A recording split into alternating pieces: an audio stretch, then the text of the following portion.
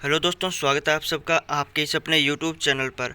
आज से इस चैनल पर शुरू करने जा रहे हैं हम ऑपरेशन रिसर्च का मैथ, जो कि एमएससी 4th सेमेस्टर का आपका मैथ बनता है ऑपरेशन रिसर्च का। उसको आज शुरू करेंगे और 10 दिन के अंदर मैं आपको ये सारा मैथ जो है वो कंप्लीट करा दूंगा। ये आज लेक्चर फर्स्ट है ऑपरेशन रिसर्च का, तो चलिए शुरू करते हैं। सबसे पहले ऑपरेशन रिसर्च शुरू करने से पहले हमें पता होना चाहिए कि ऑपरेशनल रिसर्च होता क्या है, इसका कहाँ यूज होता है। ठीक है, तो सबसे पहले डेफिनेशन से शुरू करते हैं हम। ऑपरेशन रिसर्च क्या होता है असल में स्टूडेंट्स, एक आर्ट होती है ऑफ विनिंग वॉर्स, यानी वॉर जीतने की, यानी युद्ध जीतने की एक कला होती है विदाउट एक्चुअल फाइटिंग। असल में फाइट किए बिना एक जीतने की कला है।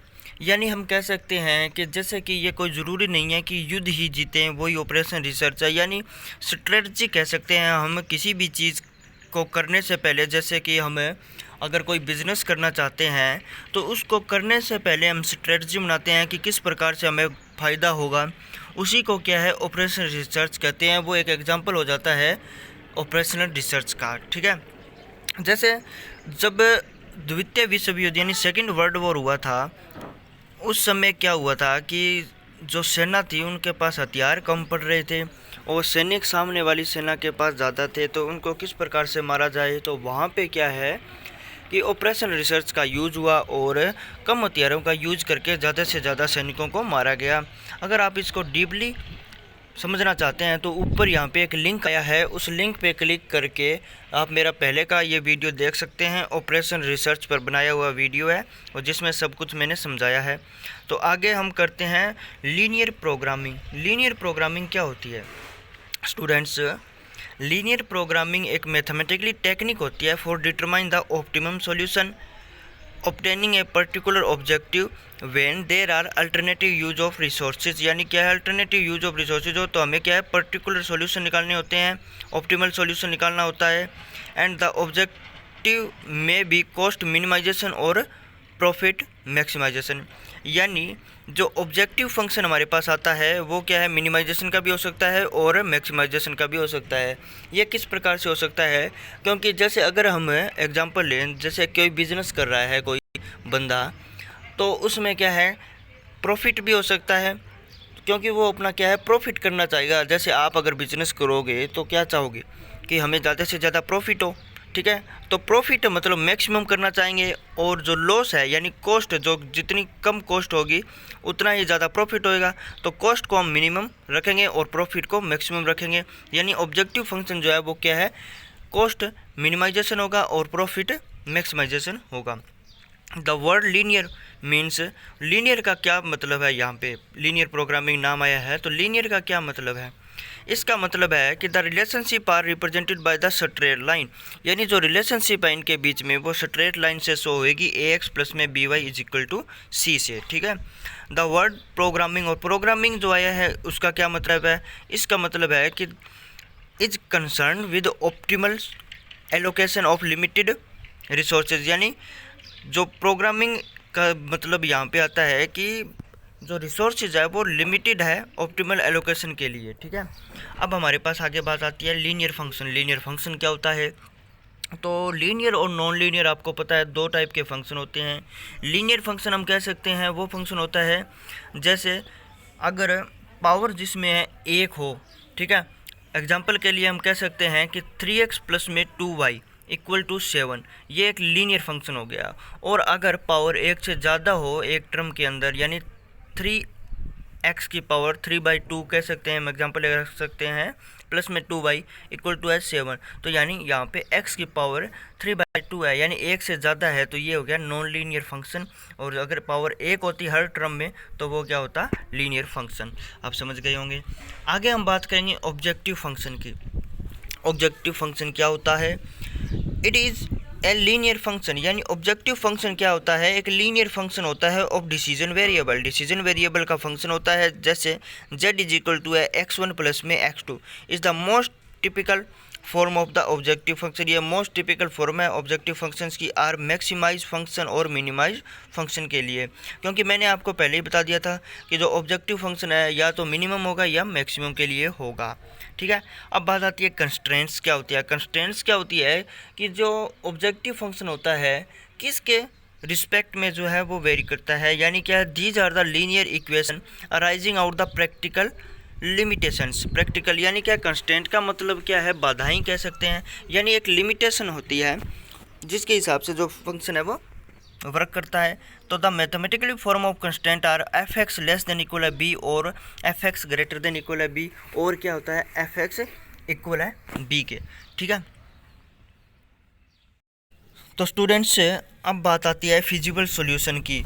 एक बात मैं आपको बता दूं कि वीडियो को आप स्किप मत करना, क्योंकि मैं जो शुरू से डेफिनेशन करवाने जा रहा हूं आपको वो ज़रूरी है। अगर आप ये करते हैं तो आगे ऑपरेशन रिसर्च में कुछ नहीं रह जाता, आसानी से समझ आएगी, इसलिए स्किप मत करना आप। तो चलिए करते हैं फिजिबल सॉल्यूशन क्या होता है। फिजिबल सॉल्यूशन की हम बात करें तो एक नॉन नेगेटिव सॉल्यूशन होता है जो कंस्ट्रेंट्स की सारी कंडीशन को सेटिस्फाई करे, उसको हम फिजिबल सॉल्यूशन कहते हैं। आपको समझ आ गया होगा। इसके बाद बात करेंगे हम ऑप्टिमल सॉल्यूशन क्या होता है। ऑप्टिमल सॉल्यूशन होता है the objective function is maximize और minimize is now as optimal solution, यानी जिस सॉल्यूशन में ऑब्जेक्टिव फंक्शन जो होता है वो मैक्सिमाइज हो या मिनिमाइज हो तो उसको हम ऑप्टिमल सॉल्यूशन कह देंगे। तो जनरल लीनियर प्रोग्रामिंग प्रॉब्लम, अब बात आती है कि जनरल लीनियर प्रोग्रामिंग प्रॉब्लम हम किस प्रकार से लिखेंगे। Consider the following optimise. हम क्या करेंगे, एक कंसिडर कर लेते हैं कि जैसे सबसे पहले आपको पता है लीनियर प्रोग्रामिंग को सोल्व करने का क्या तरीका होता है। 12th क्लास में आपने पढ़ा है कि एक ऑब्जेक्टिव फंक्शन लिखना होता है। तो z इज इक्वल टू है c1x1 प्लस में c2x2 प्लस में c3x3, ऐसे चलता जाएगा। यहाँ पे क्या है, ये आप देख सकते हैं, ये ऑब्जेक्टिव फंक्शन होता है। ठीक है, तो सबसे पहले ये लिखना होता है। फिर क्या होता है, हमें कंस्ट्रेंट्स लिखना होता है, जैसा कि मैंने आपको बताया है ऊपर डेफिनेशंस में कि कंस्ट्रेंट्स की डेफिनेशन क्या होती है। ये देखिए आप, सेकंड लाइन जो है यहाँ पे a11x1 a12x2 ऐसे चलती जाएगी, इस टाइप की जो होगी, और ये लेस देन इक्वल हो जाएगी b1 के, ग्रेटर देन इक्वल भी हो सकती है और इक्वल टू भी हो सकती है। ठीक है, ये कंडीशन पे मतलब डिपेंड करेगा। आगे हम लिखेंगे जो कंस्ट्रेंट है वो कितने भी हो सकते हैं, 1 2 3 कितने भी। ठीक है, तो ये कोई ज़रूरी नहीं है कि यहाँ पे ऑब्जेक्टिव फंक्शन 1 है तो यहाँ पे ये कंस्ट्रेंट्स भी 1 होगा। ठीक है, तो ऑब्जेक्टिव फंक्शन पे ये कोई ऐसे नहीं है कि डिपेंड करता हो कि इसके हिसाब से होएगा, पर हाँ ये कितने भी हो सकते हैं कंस्ट्रेंट्स।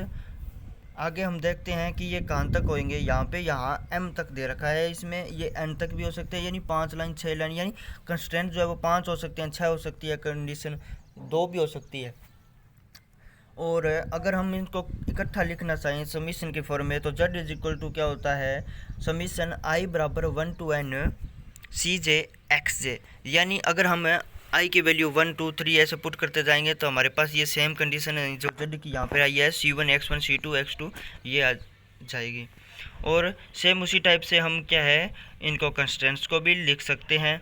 तो आगे हम करते हैं सॉल्यूशन ऑफ ग्राफिकल मेथड से जो ग्राफिकल मेथड है, सिंपलेस्ट मेथड होता है सोल्व करने का, सॉल्यूशन निकालने का लीनियर प्रोग्रामिंग प्रॉब्लम में, उसको हम करते हैं सॉल्यूशन, यानी उसको न्यूमेरिकल की सहायता से हम सॉल्व करने का सीखेंगे। उसके बाद और भी आएंगे तरीके सॉल्यूशन निकालने के, लेकिन सबसे पहला मेथड जो 12th क्लास में आपने ये पढ़ा है ग्राफिकल मेथड, उसी को हम सॉल्व करेंगे, उसी से प्रोग्रामिंग लीनियर प्रोग्रामिंग के क्वेश्चन सॉल्व करते हैं। तो चलिए करते हैं। सबसे पहला जो क्वेश्चन आप देख सकते हैं कि 2x लेस देन इक्वल है 4। ठीक है, तो graphical solution of the linear program कर रहे हैं। 2x लेस देन इक्वल है 4, तो सॉल्यूशन है हमारे पास है कि x लेस देन इक्वल है 2, एसोसिएटेड इक्वेशन इज हमारे पास, इसकी इक्वेशन क्या हो जाएगी, x बराबर है 2। तो अब एट 0 0 पर हम अगर 0 0 लिखें तो क्या होगा, 0 लेस देन इक्वल है 4 के। ठीक है, तो यहाँ पे इससे क्या पता चलता है कि if at 0 0 the equation is true, अगर 0 0 पर यानी x और y दोनों की वैल्यू 0 0 कर दें तो इक्वेशन ट्रू होती है, then solution is toward origin, तो वो ओरिजिन की तरफ आएगा।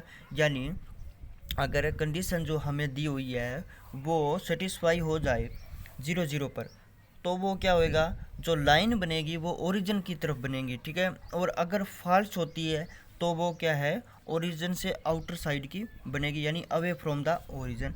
जो लाइंस बनती है यानी जो सॉल्यूशन बनता है वो दो ही बात हो सकती है, या तो क्या है ओरिजिन की टुवर्ड बनेगा या अवे फ्रॉम द ओरिजिन बनेगा, जो सॉल्यूशन आएगा हमारे पास। ठीक है, तो सबसे पहले न्यूमेरिकल में ये इतना ही बताया गया है कि जो हमें फिजिबल सॉल्यूशन है वो कौन सी साइड मिलेगा। ठीक है, अब हम अपना दूसरा क्वेश्चन करते हैं। ठीक है, तो सबसे पहले यहाँ पे हमें क्या दिया हुआ है, हमें आप देख सकते हैं एक बार, ये देखो 2x माइनस में 2y लेस देन इक्वल 3। ठीक है, तो ये कंस्ट्रेंट्स के रूप में इक्वेशन दी हुई है। अब हमें इसको सिंपल इक्वेशन में बनाएं तो इक्वल टू कर देंगे, यानी लेस देन इक्वल जो है वो साइन उसकी जगह इक्वल का साइन कर देंगे।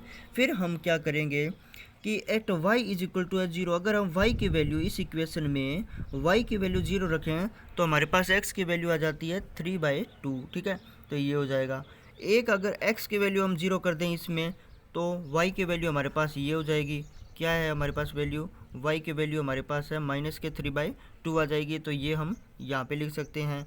सेम क्या है एट 0 0, अगर हम 0 0 कर दें तो क्या हो जाएगा, कंडीशन चेक करनी होती है 0 0 पर, तो 0 जो है वो लेस देन इक्वल 3, ये भी कंडीशन बिल्कुल सही है। तो यानी हमारे पास जो सॉल्यूशन आएगा फिजिबल सॉल्यूशन है, जो भी ऑप्टिमल सॉल्यूशन है फिजिबल, वो ओरिजिन की तरफ बनेगा। ठीक है, ये यहाँ से हमें दिख जाता है पहले ही।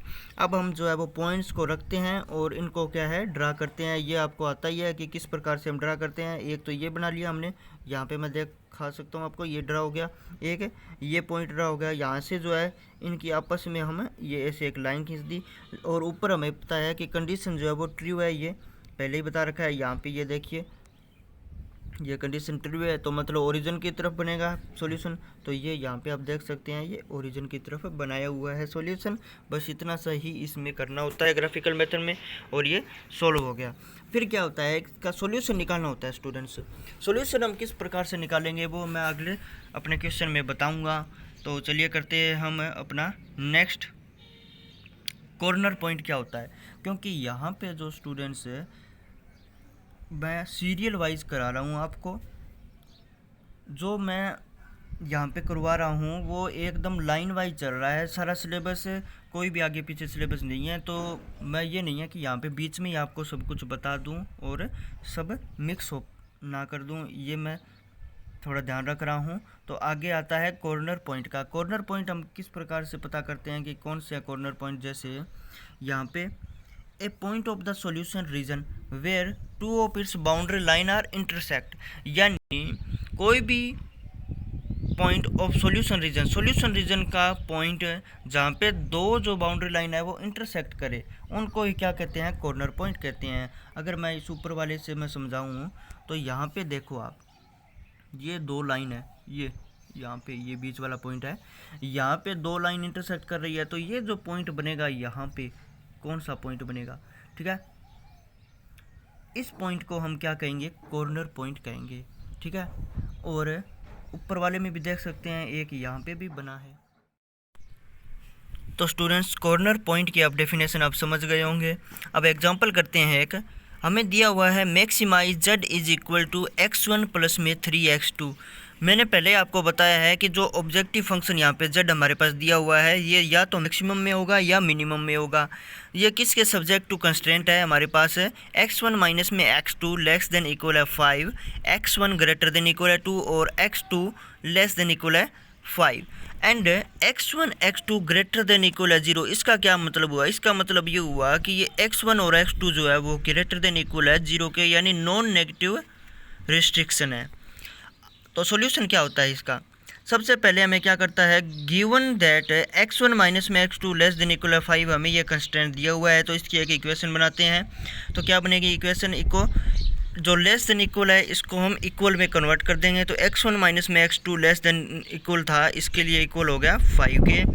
अब एट x2 इक्वल टू 0, अगर हमें x2 की वैल्यू 0 रखें तो x1 5 आ जाता है, यहाँ पे आप देख सकते हो ये आ गया। अगर x1 की वैल्यू हम 0 कर दें तो x2 क्या आएगा।